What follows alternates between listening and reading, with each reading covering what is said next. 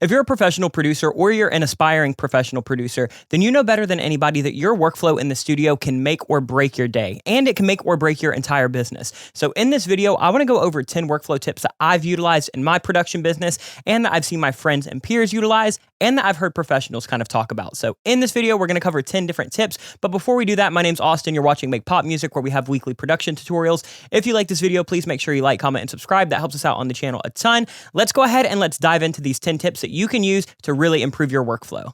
Workflow tip number 1 is going to be actually learning your gear when you get it. So we're in the age where people are downloading new plugins all the time. They're getting new gear all the time.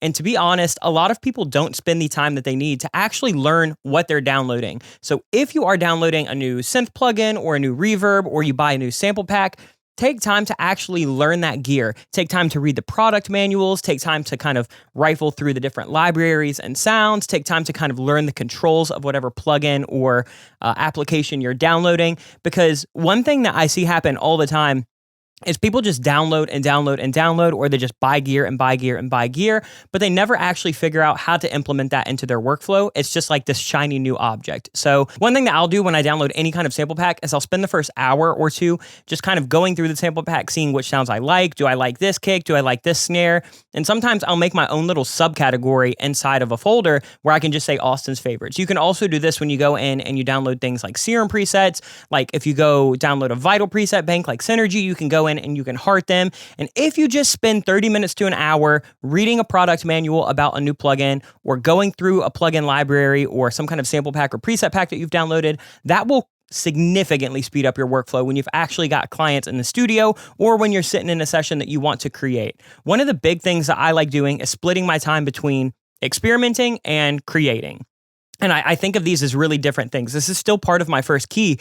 But my workflow tip is that when I want to experiment, when I download a new plugin and I want to try to find a new plugin chain, or I want to try to find some kind of cool new effect, or I want to see like how to kind of recreate a sound that I might have heard on a radio song, I have days and sessions specifically only for that. And then when I'm trying to make a song for a client, or I'm trying to make a song for a YouTube tutorial, or I'm trying to make a song for myself, I am experimenting to the point where I'm trying out things in that song, but I'm not just spending hours fiddling through preset banks that I've never tried, pulling up a billion synths that I've never actually used. I spend the time to do all of that before, so once I get into that session, I can hear the song in my head and then I can immediately recreate it because I've already spent hours learning my tools. So step number 1, learn your gear, learn your tools, and figure out how to implement those into your workflow before you're actually in a session. The second thing that I want to talk about is setting up your space efficiently. So everybody's in a different studio environment. Some of us are in huge studios, some of us are in bedrooms, some of us are just at a laptop and a Panera Bread, and that's totally fine.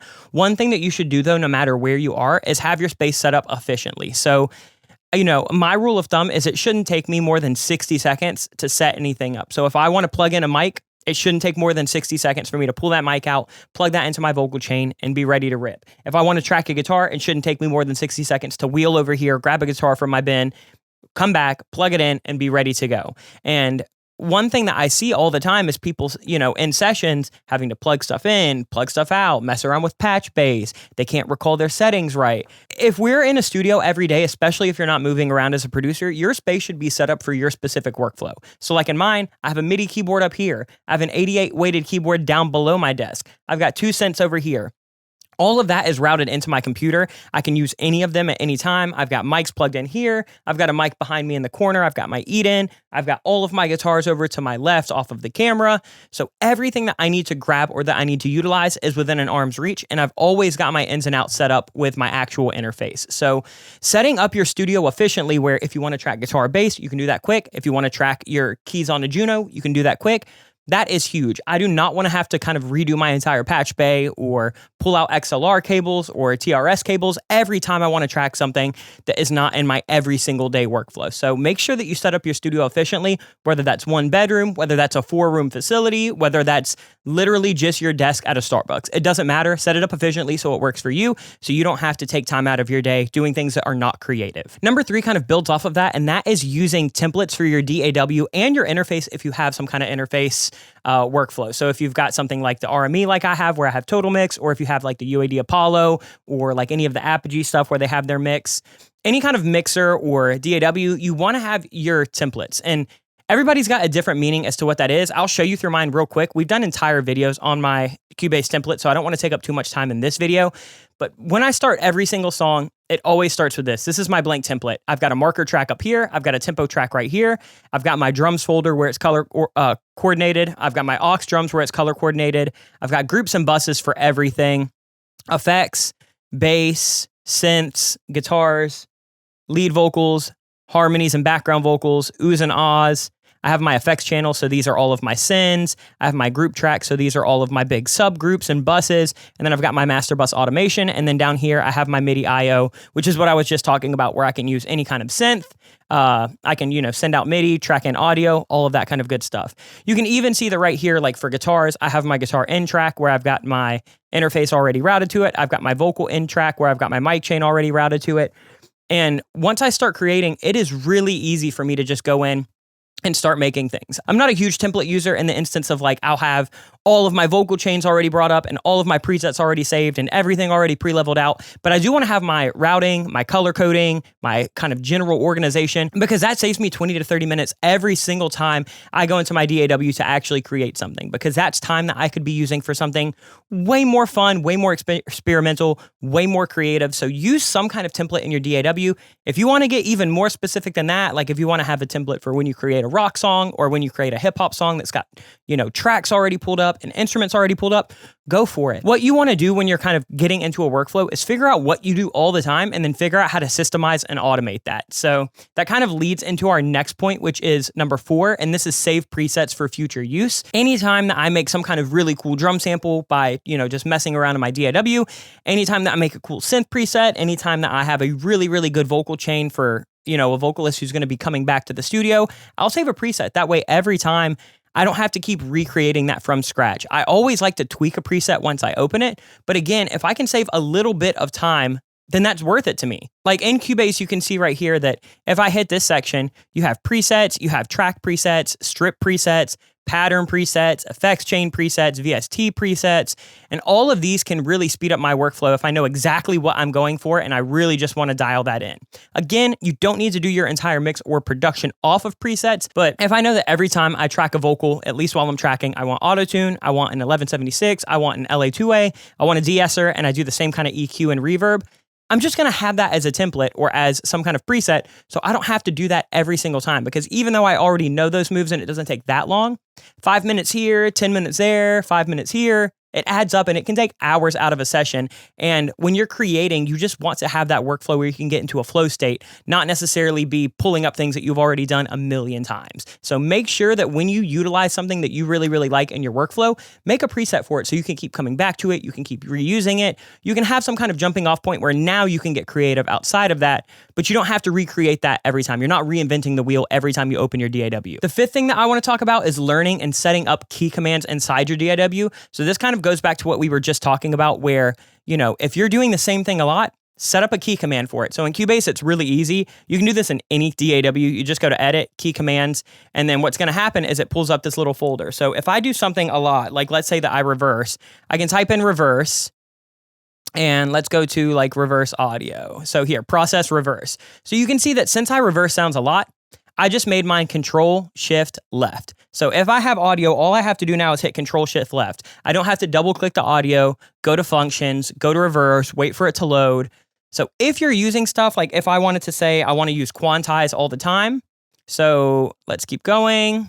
You can kind of scroll through, you can set all of your others, but I can set my auto quantize just by hitting Alt Q. So if I want to turn that on while I track, I can. If I want to turn it off, I can. If, we all know Control or Command Save, where you can save your project.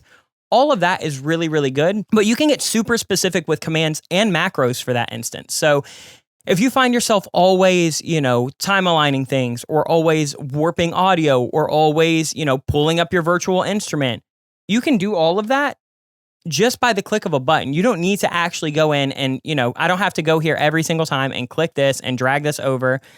There are key commands for all of that. You can do all of this with a key command inside pretty much any DAW. So take an hour, take 2 hours, set your key commands, write a little note in your phone until you learn them, because you will eventually just know all of these from start to finish.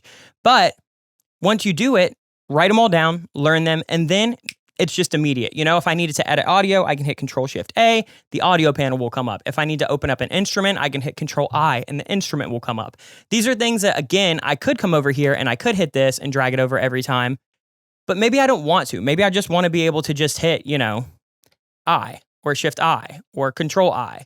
It's just like there are different commands for everybody. Everybody has their own. And that's why you can go into your DAW and you can set your own. So take a day, take an hour or two, go set up your key commands. If you want, there is a really, really, really good video by our friend Dom, who is also in Cubase, where he shows you some of his most used. So if you're in Cubase, go check that video out. Dom did a really, really good job setting up super efficient key commands. Number 6 is going to be keep an actual project calendar and keep some kind of project checklist. So I can drag this over and I can show you mine. Let me pull them up real quick. So here's just a quick little rundown of what my little business schedule. I just keep a Google Doc. You could do this in any kind of like CRM program. I also keep a physical like journal and planner, but like I'll just put what I got going on Monday, Tuesday, Wednesday, Thursday, Friday. I got like a little monthly timeline of things I need to do throughout the month. I've got ideas for upcoming videos, project deadlines. This is kind of just a template. And then I also keep an open projects template. There's nothing in here right now because I just wanted the template for this video, so I didn't give anybody's info away, but I'll have like the client name, what I have left to do, the amount they still owe on the project, start date, deadline, and then what I'm waiting for. So if I'm waiting for stems or if I'm waiting on revisions or whatever, I have all of that. So I keep running kind of timelines for every single artist. And especially if you're doing something like an EP or a full length, then I will really, really get organized. For example, here is a EP that I'm doing for my friends, the Lost Bros. So we can literally just go in and we can check all of these off because this one's done. And then next week, we're moving on to all of these others. And we have like a reference mood board down here. So I keep a checklist like this for any kind of extended project that I'm going to do. And then any short project that's kind of just a one-off, I'll just pop in here and I've got my weekly checklist. But if you can stay organized, if you can have all of these things where you can immediately look and say, oh, what did I have left to do on that Lost Bro song? Oh, what did I have left to do for Riley? Oh, what did I have left to do for Joan? It's really easy because then you're not really using a ton of time going back and, you know, having to check in with clients all of the time. Keep your project calendar, keep some kind of check-in list, and then, you know, just stay on top of it, especially if you're a producer balancing 5, 10, 15 projects at once. If you're not organized like this, it's going to be the death of you, I promise. The next thing I want to talk about is tip number 7, and that is sticking to a naming convention and an organizational system, which just means that every time you start a project, it saves in the same spot. Every time that you start a project, you have the same naming convention. So mine is artist name and then song name and then what part of that project we're on. So it would be like Austin Hole, Clutch, production session, or Austin Hole, Clutch, mix session, reference, or revision 1. And I'll just save new projects. And then when I export, it's always client name and then song name and then date. So it would be like Austin Hole, Clutch, mix 1, and then whatever today is. So like May 3rd, 2023. And that's it. I use the same naming convention every single time, so I don't have to go back and I don't have to look for, you know, file names that are like WTF 2.3.4.5 because I used to do that, and honestly, it's just impossible to find anything. So even if I'm just going to, you know, mess around in my DAW and create a beat that I don't know if it's ever going to be used, I'll still come up with some kind of naming convention, and then I'll keep some kind of spreadsheet where I know exactly, oh, if I'm looking for that Travis Scott song, I named it this, I did it on this day, I can go back and I can find that easily. This is a tip I picked up from Alina from Lyre Music. She was saying anytime she does a project, she will take the name, she'll kind of write a quick little note about what that project sounds like, and she'll pop that in a spreadsheet. That way, whenever she needs to go back to it, she can easily find it rather than flipping through hundreds and hundreds and hundreds of projects that are just kind of loosely named or, you know, sloppily organized. So keep your organization to a T and keep your naming conventions consistent. And I promise you'll be able to find your older projects. You'll be able to find client files. You'll be able to kind of send out things a little bit easier, and it takes off a ton of time. The 8th thing that I want to talk about is separating your admin time from your studio time. I see a lot of people who get into the studio and they start checking emails, they start setting up phone calls, they start doing all of these things that you kind of have to do as a producer, especially if you're self-employed. But for me, at least, I like to keep them separate. When I'm in the studio, I'm not answering emails, I'm not setting up calls, I'm not, you know, checking in with people outside of the project that I'm working on at that very moment, because then things just get chaotic. I'll think that I checked an email and I didn't, or I'll be responding to a support email for Make Pop Music, or I'll be, you know, looking at a revision from one client while I'm working on another client, and it just gets really chaotic. So every day, I'll do all of my admin work before I get into the studio. I'll answer all of my emails. I'll download all of my files that I need to download for the day. I'll kind of set up my day in terms of what I need to do. And then whenever I'm working on a project for somebody, that's when I'll start sending out to them. So if I'm working with, Lost Bros, I'm not going to talk to them unless I'm inside of their session at the moment or I'm not in the studio, because then to me, it's just you're mixing signals. So separate your admin work from your studio time. I promise you it'll be more efficient. Just take 30 minutes to knock all that out first thing in the morning. And then when you're in the studio, you can focus on actual creation. The ninth thing that I want to talk about is taking days to experiment and create song starters and loops. So this is kind of what we talked about in point 1, where you need to take days to learn your tools. But sometimes if I don't have anything specific I need to be working on, I'll just make a bunch of loops and I'll make a bunch of song starters and I'll write down a bunch of really cool ideas. I don't really flesh them out. They're more like one-liners or cool little chord progressions. And then that way, when I actually have a day where I do need to go create, I have something due, or I have a deadline, or I have a video idea, and maybe the creative juices aren't flowing, I at least have ideas that I can pull from. So I basically will create loop packs for myself, and then I can go back and I can say, oh, I really like this idea that I made 3 weeks ago when I wasn't really doing anything. Let me pull that in now, and then I'm going to flesh that out. And this just kind of helps get those creative juices flowing if you run into writer's block a lot. So take days to just, do weird things, make 10 song starters that you don't necessarily flesh out. You don't even have to put drums to, or you don't have to, organize into a song structure.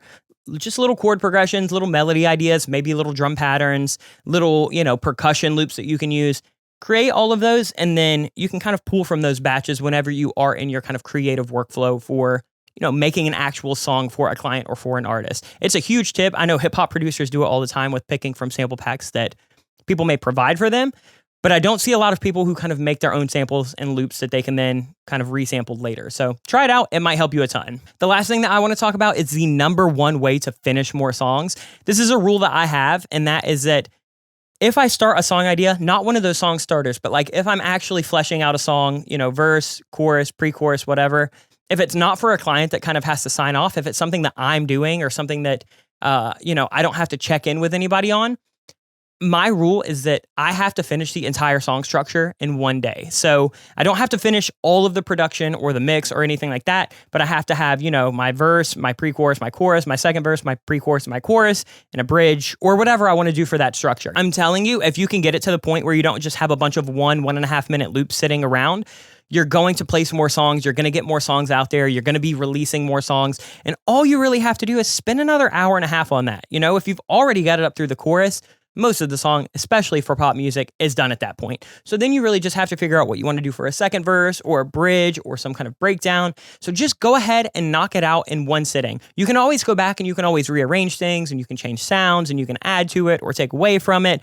But I see so many people that get such a cool idea up to 1.5 minutes. And then once that momentum is gone, it is so hard to go back and to keep creating on that. Once that momentum is, squashed, it's like the song has to be started all over again. Where if you could just knock it out in one day, it's really easy to go back and say, oh, I think I want to thicken up this synth, or I think I want to take out this guitar melody. It is really hard to go back and be like, do I want a second verse? Do I want a first verse? How different do I want the rest of the song from this? I've already listened to this 100 times, so I'm kind of tired of this and I want to change a bunch of shit altogether.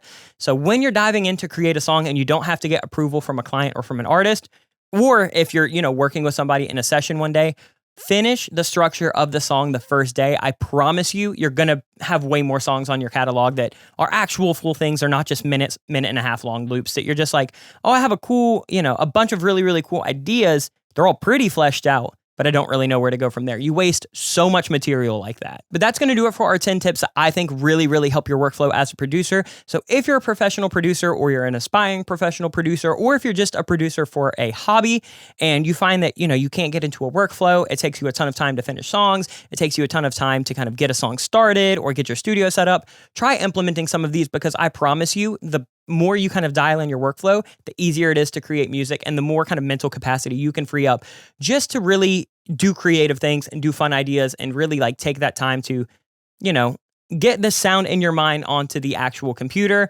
rather than dealing with a ton of other bullshit that you shouldn't really have to be dealing with, because it should already be dialed in. So if you like this video, please make sure you like, comment, and subscribe. Comment down below what videos you want to see in the near future. And then other than that, if you want to support our channel, you can head over to our website, makepopmusic.com. We have a full start to finish production course where you can see my workflow from start to finish when I'm making a song for a client. You can also check out all of our sample packs and preset packs over there. We even have MIDI packs, so those are really cool song starters. So definitely go check all of that out. Again, that's at makepopmusic.com. But that's going to do it for the video this week. We'll see you guys next week with much more content. Much love, everyone. Peace.